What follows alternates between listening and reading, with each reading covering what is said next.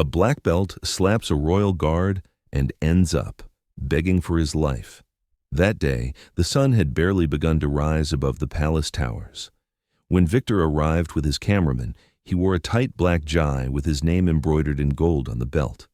A crowd of fans who followed his antics religiously online trailed behind him, eager to witness his latest stunt live. "Today, we're going to make history," he declared into the microphone. "I'm going to show this little soldier what it means to be a real man." He was referring to Elijah, the royal guard standing motionless and stoic, just as he had done for years. Victor started with childish taunts, loud footsteps, sarcastic greetings, mocking the uniform. Elijah didn't flinch. People gathered around. Some chuckled nervously, others just recorded in silence. But then Victor crossed a line. "So this is what modern slaves look like," he sneered. "How ironic, an African guarding the legacy of his white masters." The crowd fell silent. Some tourists exchanged uneasy glances. Elijah's face did not move a single muscle. His body was stone, but his eyes told another story. Frustrated by the lack of reaction, Victor escalated. He stepped closer, invading Elijah's space. "What's the matter, soldier boy? Are you deaf or just slow? Go back to Africa. You're not needed here."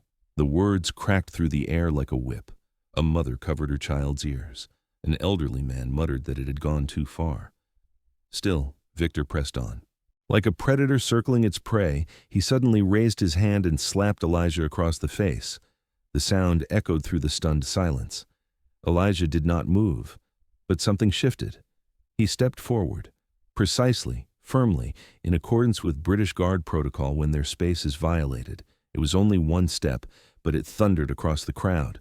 Victor stumbled half a step back, startled. The guard's weapon, its bayonet gleaming, trembled ever so slightly with his pulse. A little girl began to cry. Instead of backing down, Victor doubled down. He stripped off the top of his GI, flexed his muscles, and squared up as if standing on a dojo mat. "Come on, soldier, or are you just a coward?" The guards at the ends of the line began exchanging tense looks. The tourists no longer recorded for fun, but out of fear of what might unfold.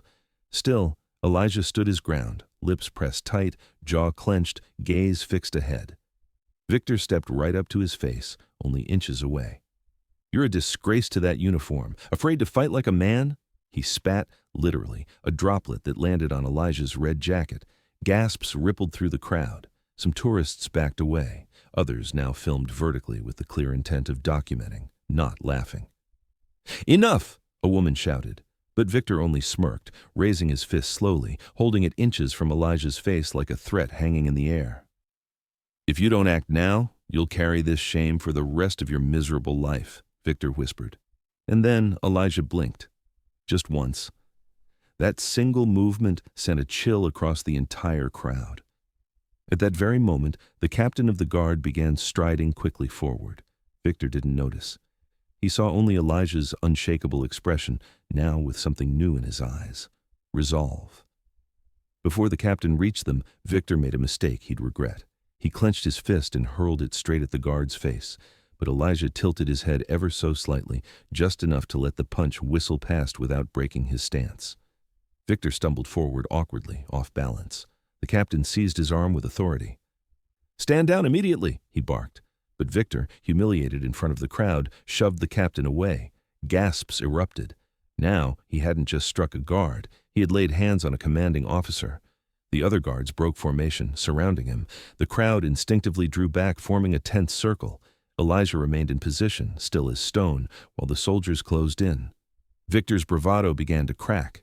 Sweat beaded on his forehead. His voice wavered. "What? Now all of you are against me? For a joke?" "You've committed a crime," the captain growled. "You're under arrest." But before they could restrain him, Victor lashed out, kicking one guard's leg and sending him down with a grunt. Panic erupted, screams, running feet, the cameraman trembling as he tried to keep filming. And then, for the first time, Elijah broke protocol. He stepped forward, once, twice, until he was face to face with Victor. His voice, low and firm, cut through the chaos. "Enough. This ends here." Victor turned to him, rage in his eyes. "What, you're going to play the hero now?" Elijah didn't answer. He didn't need to. He blocked Victor's next punch with a sharp forearm, deflected another strike just as easily, and then, with calm precision, executed a simple military takedown. It wasn't brutal. It was clean, controlled, undeniable. In seconds, Victor was on his knees, arms pinned, helpless. The crowd erupted in applause, some even in tears. Elijah said nothing, holding him until the captain stepped forward to take custody. Victor shouted in desperation, "Let me go! This is abuse. I'm a public figure." But his cries fell on deaf ears. Police were already waiting outside to escort him away. Elijah simply returned to his post, silent, upright, unshaken. The captain placed a hand on his shoulder briefly. No words, just a gesture of respect. Within hours, the footage went viral, not because of Victor, but because of Elijah, his composure, his dignity, his refusal to meet hatred with hatred. Later, in the briefing room, the captain told him, "You showed restraint beyond duty. Today, you represented this institution as few ever have." Elijah lowered his gaze. "I didn't do it for medal, sir. I did it because no child should grow up thinking hate must be answered with hate." The captain nodded, visibly moved.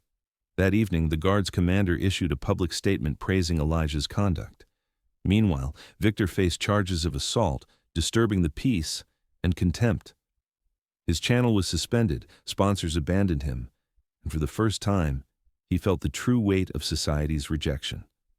A week later, a class of school children visited the palace. Elijah stood at his post as always, silent and steady.